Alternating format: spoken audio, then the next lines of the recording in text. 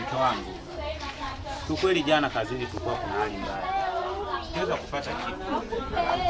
Nilikuwa naomba basi uende kwa Mangi akukopesha hata kilo ya mchele. Si unajua kabisa Mangi anatudai. Deni lake la juzi lenye hata hatujamlipa. Unasikia atakubali tena kutukopesha.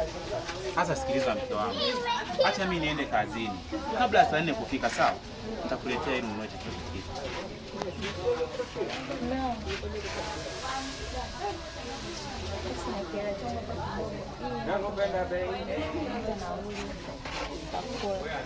Hasa na wewe lako ya mtaji.